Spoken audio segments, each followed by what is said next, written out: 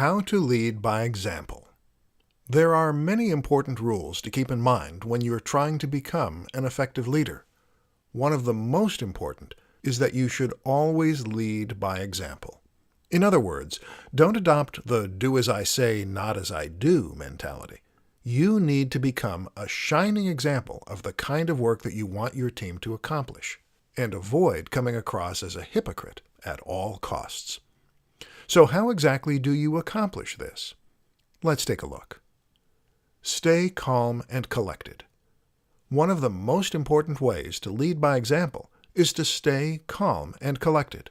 Be passionate about what you're doing, and make it clear that you care, but don't get into a panic when a deadline is approaching and you don't have the work done. Why is this so important?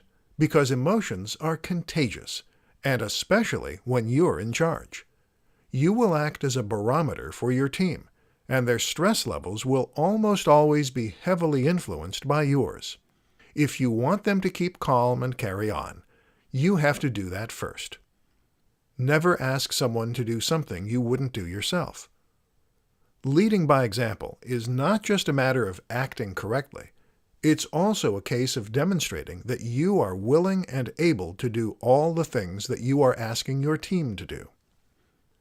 The most obvious example of this would be working late in an office, or avoiding taking a vacation on a certain day. If you have one rule for your team and another for yourself, then you won't look like a team player, and it will come across that you're only out for yourself. Guess what?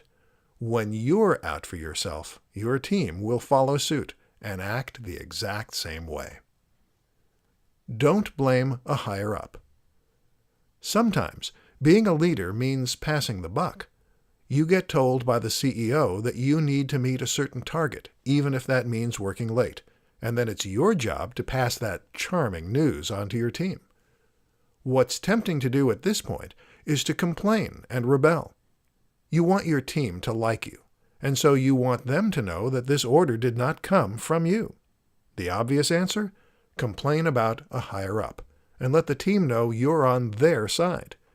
Except all you're doing here is setting a precedent for rebellion and putting everyone in a bad mood. Be professional and worry less about being liked.